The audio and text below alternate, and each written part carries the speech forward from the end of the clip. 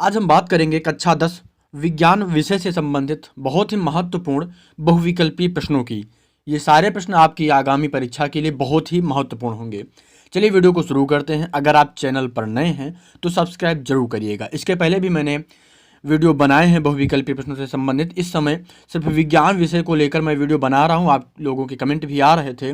विज्ञान विषय के बाद अन्य सब्जेक्ट की भी तैयारी करवानी है तो निरंतर वीडियो आपको मिलते रहेंगे, इसीलिए सब्सक्राइब जरूर करिएगा। और आपके मन में कोई भी कमेंट है बोर्ड परीक्षा को लेकर तो बेझिझक कमेंट करिएगा। हम शुरुआत करेंगे यहाँ से पहले प्रश्न की। हमारा पहला प्रश्न होगा चंद्रमा से देखने पर आकाश किस रंग का दिखाई देता है। इंपॉर्टेंट प्रश्न है। नीला, काला, पीला या फिर सफेद। चंद्रमा से देखने पर आकाश किस रंग का दिखाई देता है, ये इंपॉर्टेंट प्रश्न होगा। हम यहाँ पर देखेंगे इस प्रश्न का सही उत्तर क्या होगा, काला। यानी चंद्रमा से देखने पर आकाश जो है ये काला दिखाई देगा। इंपॉर्टेंट प्रश्न है। आगे देख लेते हैं अगला प्रश्न क्या होगा। आकाश का रंग नीला क्यों दिखाई देता है। आकाश का रंग नीला क्यों दिखाई देता है। प्रकाश के परावर्तन के कारण, प्रकाश के प्रकीर्णन के कारण, पूर्ण आंतरिक परावर्तन के कारण या फिर प्रकाश के अपवर्तन के कारण। इंपॉर्टेंट प्रश्न है ये भी। हम यहाँ पर देखेंगे सही उत्तर क्या हो जाएगा, प्रकाश के प्रकीर्णन के कारण। अगला प्रश्न होगा कांच का अपवर्तनांक किस रंग के लिए अधिकतम होता है। लाल रंग के लिए, पीले रंग के लिए, हरे रंग के लिए या फिर बैंगनी रंग के लिए। इंपॉर्टेंट प्रश्न होगा बैंगनी रंग के लिए सही उत्तर हो जाएगा। कांच का अपवर्तनांक किस रंग के लिए अधिकतम होता है, बैंगनी रंग के लिए। अगला प्रश्न क्या होगा, अवतल लेंस द्वारा एक वस्तु का प्रतिबिंब कैसा बनता है। उल्टा, वास्तविक छोटा, बड़ा आभासी उल्टा, सीधा आभासी छोटा और या फिर सीधा वास्तविक बड़ा। आप सभी लोगों को मैं विकल्प के दौरान आपको समय मिल जाता है, आप सोच सकते हैं मस्तिष्क में कि अपने मन में ये विचार कर पाएंगे इस प्रश्न का ये उत्तर होगा। और कितने प्रश्न आपके सही होते हैं ये भी आपके लिए इम्पोर्टेंट होगा, क्योंकि इसीलिए मैं इसमें विकल्प के बाद बता रहा हूँ उत्तर, ताकि आप समझ पाएँ कि जब आप परीक्षा में बैठेंगे तो प्रश्नों का प्रारूप क्या होगा, इनका स्तर क्या होगा। यानी सबसे बड़ी बात यह है कि आप जब परीक्षा में बैठे, यहाँ पर आपसे गलती होती है कोई दिक्कत नहीं, परीक्षा में आपसे गलती नहीं होनी चाहिए, मेरा उद्देश्य यही है। और इसीलिए मैं कम समय में ज़्यादा से ज़्यादा प्रश्नों के साथ आपके लिए वीडियो बनाता हूँ।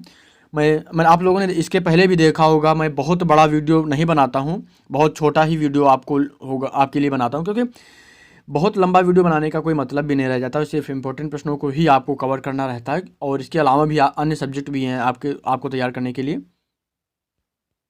हम यहाँ पर देखेंगे सही उत्तर क्या हो जाएगा, उल्टा वास्तविक छोटा। सही उत्तर क्या हो जाएगा, उल्टा वास्तविक छोटा। अगला प्रश्न होगा किस रंग के लिए क्रांतिक कोण का मान अधिकतम होता है। लाल रंग के लिए, नीले रंग के लिए, पीले रंग के लिए या फिर हरे रंग के लिए। सही उत्तर क्या होगा, लाल रंग के लिए। लाल रंग के लिए क्रांतिक कोण का मान अधिकतम होता है। इंपॉर्टेंट प्रश्न है। निम्नलिखित में से किस माध्यम में प्रकाश का वेग सबसे अधिक होगा। जल, वायु, निर्वात या फिर कांच। सही उत्तर क्या होगा, सही उत्तर हो जाएगा निर्वात। इंपॉर्टेंट प्रश्न होगा। आगे हम देख लेते हैं अगला प्रश्न है एक दर्पण की वक्रता त्रिज्या 40 सेंटीमीटर है, उसकी फोकस दूरी कितनी होगी। ये आपको बताना है। 10 सेंटीमीटर, 20 सेंटीमीटर, 30 सेंटीमीटर या फिर 40 सेंटीमीटर। इंपॉर्टेंट प्रश्न होगा और इसका सही उत्तर क्या हो जाएगा, 20 सेंटीमीटर। अब बात आती है इसको आप समझेंगे कैसे। वक्रता त्रिज्या और फोकस दूरी, ये इंपॉर्टेंट प्रश्न है और यहाँ से निश्चित तौर पर आपकी परीक्षा में एक प्रश्न देखने के लिए मिलेगा। फोकस दूरी और वक्रता त्रिज्या, यहाँ पर क्या होता है, यहाँ एक सूत्र होता है R बराबर 2F। क्या होता है, R बराबर 2F। यहाँ पर आपको दिया गया क्या है, यहाँ पर वक्रता त्रिज्या यानी R जो है आपको दिया गया है। तब आप क्या करेंगे, यहाँ पर हम रख देंगे R, क्या हो जाएगा, इसको अगर हम मान रखते हैं यहाँ पर, फिर से मैं दिखा देता हूँ, R बराबर हो जाएगा 2F। ठीक है। अब यहाँ पर दिया गया है R, कितना दिया गया है, 40 सेंटीमीटर। यहाँ पर R की जगह हम रख देंगे 40 बराबर क्या हो जाएगा 2F। ठीक है। अब जो ये 2 है इसको हम इधर लाएंगे तो ये बटे में हो जाएगा, यहाँ पर क्या हो जाएगा 40/2। ठीक है। और यहाँ पर क्या हो जाएगा 40 बटे 2 और यहाँ पर हो जाएगा f बराबर इतना आ जाएगा। इसको जब हम काट देंगे तो यहाँ पर क्या हो जाएगा 20, यानी f बराबर जो है आप आ जाएगा 20। इसीलिए यहाँ पर इस सूत्र के माध्यम से आप लगा सकते हैं। हो सकता है वहाँ पर आपसे फोकस दूरी देकर पूछा जाए तो भी इसी सूत्र का उपयोग करके आप लगा पाएंगे, यानी r बराबर 2f जो होगा। इसके अलावा f बराबर r बटे 2 भी लिख सकते हैं, इसको दोनों ही सूरतों में सही होगा। यानी f बराबर अगर लिखेंगे तो r बटे 2 भी लिख सकते हैं इसको, ठीक है। यानी दोनों ही कंडीशंस में इस सूत्र को लगा के आप उत्तर निकाल पाएंगे। उम्मीद करता हूँ ये प्रश्न आपको समझ में आ चुका होगा। अगर फोकस दूरी अगर आपसे पूछी जाए तो वो भी आप लगा पाएंगे।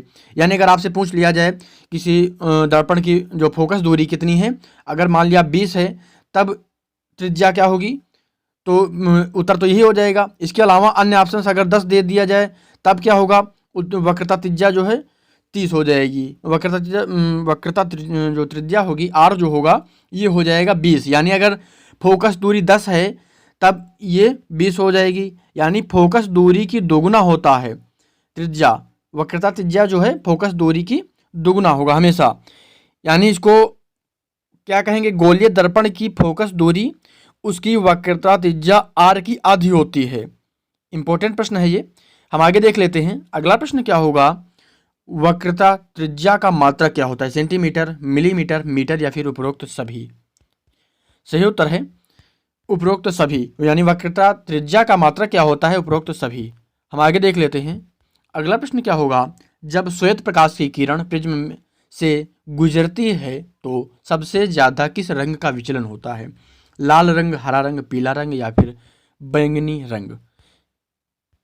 सही उत्तर क्या होगा, बैंगनी रंग। स्वस्थ नेत्रों की न्यूनतम दूरी क्या होती है, स्वस्थ नेत्रों की न्यूनतम दूरी क्या हो जाएगी, 25 सेंटीमीटर पर, 35 सेंटीमीटर पर, 45 सेंटीमीटर या फिर 50 सेंटीमीटर पर। सही उत्तर क्या हो जाएगा, सही उत्तर होगा 25 सेंटीमीटर पर। हम आगे देख लेते हैं। अगला प्रश्न होगा ये होगा, आँखों में प्रवेश करने वाली प्रकाश की मात्रा को नियंत्रित करता है तो कौन करता है, पुतली, परितालिका, श्वेत मंडल या फिर सीलियरी पेशियाँ। इन सभी के बारे में भी मैं अभी जब अति लघु उत्तरीय प्रश्नों को कवर करूंगा उसमें आसानी से सभी परिभाषाओं को समझ पाएंगे। इसीलिए आप सब्सक्राइब जरूर करिएगा चैनल को, ताकि आपको बोर्ड परीक्षा के लिए बेहतर तैयारी के लिए वीडियो मिलते रहें। होता क्या है, आप लोग वीडियो देखते हैं उसके बाद लाइक करना भूल जाते हैं, तो लाइक भी कर दिया करें, मनोबल मिलता है। और आपके मन में जब कोई कमेंट हो तो बेझिझक कमेंट करिएगा, और आपके कमेंट्स को मैं देखता हूँ और मुझे अच्छा लगता है जब आप कमेंट करते हैं। तो हम यहाँ पर देखेंगे, सही उत्तर हो जाएगा परितालिका। अगला प्रश्न होगा, और आपको वीडियो कैसा लग रहा है ये भी आप लोग बेझिझक कमेंट करें। निकट दृष्टि दोष से पीड़ित व्यक्ति के लिए किस लेंस का प्रयोग किया जाता है, उत्तल लेंस, अवतल लेंस, उत्तल दर्पण या फिर अवतल दर्पण। अवतल लेंस। सही उत्तर क्या हो जाएगा, अवतल लेंस। आगे देख लेते हैं। यहाँ पर कुछ प्रमुख मात्रक हैं, आपसे एक मात्रक जरूर पूछा जाएगा आपकी परीक्षा में, इसलिए इसको आप चाहें तो स्क्रीनशॉट के रूप में रख सकते हैं। इसके अलावा आप इसको नोट भी कर सकते हैं कॉपी पर, क्योंकि यहाँ से एक मात्रक से संबंधित या तो आपसे अति लघु उत्तरीय प्रश्नों में पूछ सकता है, या फिर जो बहुविकल्पीय प्रश्न होंगे यहाँ पर भी आपसे एक मात्रक निश्चित तौर पर पूछा ही जाएगा, इसलिए ये इम्पोर्टेंट है। यहाँ पर क्या हो जाएगा, प्रतिरोध का मात्रक क्या हो जाएगा, ओम। विद्युत आवेश का मात्रक क्या होगा, कूलाम। विद्युत धारा का एसआई मात्रक हो जाएगा, एम्पियर। और विद्युत ऊर्जा का मात्रक होगा, किलोवाट घंटा।